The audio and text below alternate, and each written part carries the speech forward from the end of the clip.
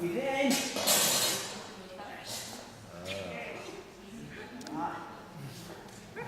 Now, she is. Ah, right. Now, if you step forward, Angus, this here is all one piece of material. You see, she's covered from the knee up to the shoulder, and if we turn her round like this, she's got her pleats. She's got her pleats just like me. Some of the stewards here in the castle, Rob, is anybody wearing their kilts today? Sadly, none of the stewards are wearing their kilts today, and you'll see their kilts like knife-edge pleats in the back. That's a product of the British Army. They over-engineer everything so it doesn't break. We never ever stitch these in because these have to be folded out for other things. Now, great thing about the Highlander, when they're going to London, they're going there basically to fight for a kingdom. They're going to fight for a kingdom. The British Army at the time, a lot of the Americans, you'll recognise the red coats and stuff like that, all heavily equipped. We Highlanders, very lightly equipped. We carry everything here. What we have here is, Emily has this deep pocket here. On this side, Emily has another deep pocket, and then on the back here, we have a bag. This bag here would be used if she catches a haggis. She can put it in there till it's time to kill it, cook it, eat it. So this here is all one thing.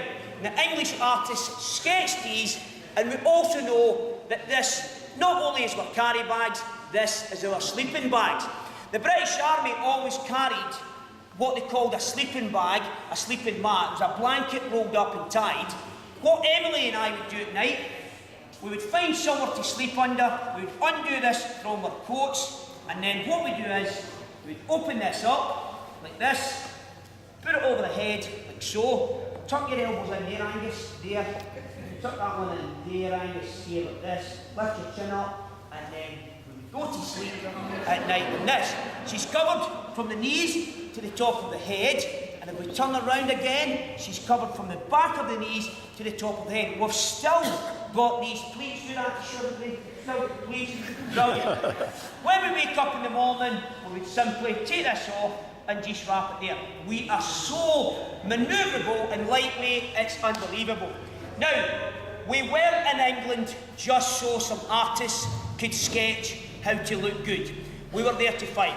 They never got to London, but 120 miles is not too bad. The Scots, as usual, we start to fight amongst ourselves. The Jacobite leaders couldn't take any action, and the Highlanders started to march back north. Now, when we came back north, we gathered for the last time on the 16th of April, 1746 at Drumossie Moor, commonly known as Culloden to this day. There, the Highlanders lined up to fight once again the British Army. We weren't fighting the English army, there was no such thing, we were fighting the British army. At the Battle of Culloden, there was something like 5,000 Highland clansmen, and only 3,500 were actually Scottish. Over on the other side in the British army, 9,000 strong, 7,000 of them Scottish to a man. The Scottish outnumbered the whole of the Jacobite army. The Scots outnumbered the Scots, so to speak. But on the battlefield, one of the things that we're famous for, of course, is the weaponry that we carry. Now, in Gaelic, we call this antargi. Antargi, in English, it just means the board. It's a shield. Now, the British soldiers seeing the Highlanders for the first time were rather surprised that a civilization in the 18th century are still using shields in the days of cannons, muskets, bullets and bombs. This isn't really to protect you. It does protect you. That is not its only function. You'll see the leather knotwork there. This is Celtic knotwork. This is just a homage to our Pictish ancestry when the Romans called us the Picts. It was the Romans that called the Caledonians the Picts, from the word pictus, which is Latin for painted. We used to paint our bodies in these patterns and fight the Romans. We're very proud in the Highlands of Scotland. When the Romans say anywhere, they go Vini, Vidi, Vici. We came, we saw, we conquered. But when they came to the Highlands, it was Vini, Vini, oh, we'll go away. Two reasons. First reason, of course, it's always raining and the Highlanders are mental. Secondly, there's a wee flea called the midgie, and that's what put paid to them. Now, We get this, and on the back we've got deer skin. If you put your left hand through there, you're just your left hand like that, right through there like that, that way, yep. And then hold it there like this. So what Emily can do is, Emily can use this to protect herself against swords and bayonets and stuff like this. It's very good, but it's also very lethal. If Emily was to unscrew the front of the boss, we take this wee brass knob out, and then hidden in the back of the charge, in this leather pouch, is this lethal metal spike. This is then screwed into the front, Emily. No wonder she's smiling. This is screwed in. She would use this to punch her opponent in the eye, the mouth, the throat, or even the stomach, and twist it, like so. Now, she would also use what's called the bidag, or commonly called the duck. And the duck is basically just another word for a dagger. Emily, your fingers might not be able to hold that, but what they would do is, they would hold it, I'll help you there, just behind the charge as well. So they can stab with that and then lift it up and stab you with this as well. Very clever. Now, their most famous weapon perhaps is this here. Now, this is commonly called a claymore, mistakenly called a claymore. In Gaelic, there's no such word. It's called a claithmore. Claithmore means big sword.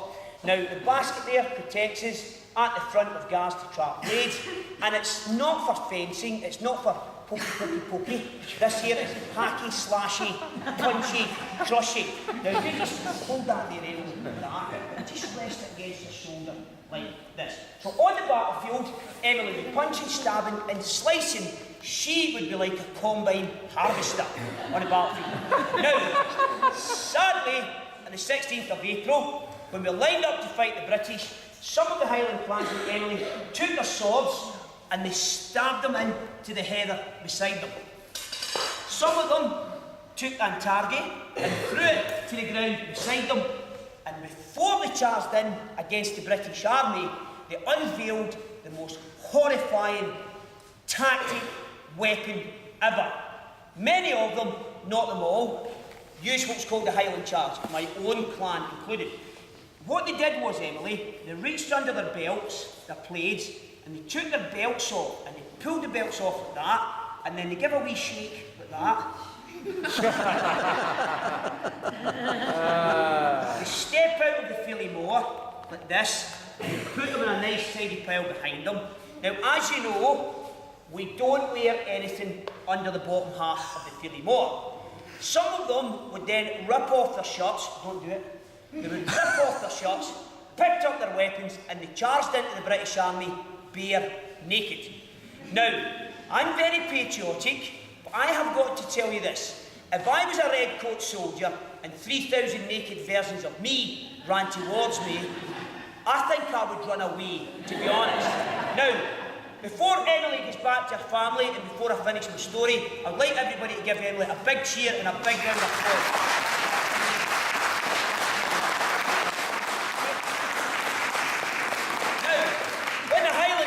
Lined up to fight the British that day. 16th of April, it was raining, it was snowing, it was wind, it was the start of British summertime, of course.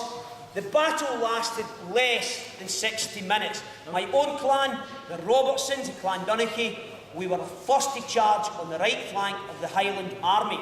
Sadly for us, we were the first to fall. Not at the hands of any English guns, not at the hands of any Sassenach Lowland Scot guns. Believe it or not, we were the first to fall at the hands of fellow Highland clansmen, that of Campbell, the Clan Campbells. The Campbells had popped up from the Quinnipiac Dyke. They got us more or less from both sides.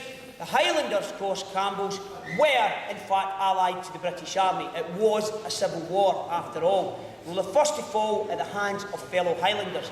Now, after the battle, an English soldier commented in his letter home about the piles of tartan that were left in a row, and he couldn't understand it. He'd obviously not come up against any of the naked clansmen, and people asked, why did he take it off? Many people have suggested it's so the British soldiers couldn't grab onto something. Perfectly plausible. Some people have said it's very heavy and it's unwieldy. I can tell you I've been wearing this since I was 3 years old, 40-something years I've been wearing something similar. It's not unwieldy or heavy, there's nothing to that.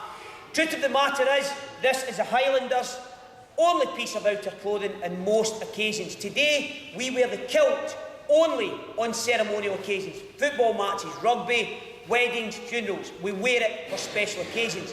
The Highlander wears this every day. It's like painting your house in a Gucci suit. You simply don't do it. They don't want blood, they don't want muck, they don't want it ripped or torn, so they simply leave it behind the battlefield lines in the hope they return to pick it up. Sadly, hundreds of them did not return to pick these up. Any prisoners that were mopped up in the battlefield were brought first here to Edinburgh Castle, where we stand and sit at this very moment. Directly beneath us, it's not open to the public, is the castle vault. Many of the prisoners were kept in here before finally being marched to London at the Tower of London. Whilst they were at the Tower of London, locals were invited in for a small charge, I suppose, to view the savage Scots. This is at a time the savage Scots were part of a united kingdom, part of a united parliament. Now, some of the Highlanders were then given British redcoat uniforms, and they were given guns that were not loaded, and they were given their tards and the Clive Moor. They were then forced at gunpoint to pose for a painting for the King George of the day by the court painter Edward Landseer. That painting still exists to this day. The Highlanders, of course, are on the verge of defeat, showing the magisterial greatness of the British Redcoat Army. When that painting was finished, they were disarmed and they were shot to a man, as were most of the other Jacobite clansmen. Worse was to come for the Highlands of Scotland. In August of 1746, the British government introduced an Act of Proscription which now bans the wearing of tartan unless you join up as a Scottish soldier in the British Army. It was now illegal under the Act of Proscription to carry a Clive Moor and target. Even wearing a blue bonnet or wearing a dirk, a baidag, was now illegal unless you joined the British Army. Playing the bagpipes was now officially an act of war. It was a criminal offence. Now, I've heard some terrible pipers, but I wouldn't say death was the best solution for them. But perhaps the most despicable part of the Act of Proscription was the banning of the native language of the Highlands, the banning of the native language of Scotland at one point, that of the Gaelic. To ban one's language, of course, is to try and wipe out an entire history, an entire culture. This Act was enforced for nearly 40 years before finally being rescinded. Thankfully, after 40 years, the Highlanders had moved on, and many of them joined up en masse as British soldiers. And sadly for the Americas, this is where the trouble begins, when the Highlanders start to take the lands from the local natives over there. Now, ladies and gentlemen, we hope you have enjoyed a presentation here in the Great Hall. I will be available for the next few minutes. If anybody would like to approach, ask any questions.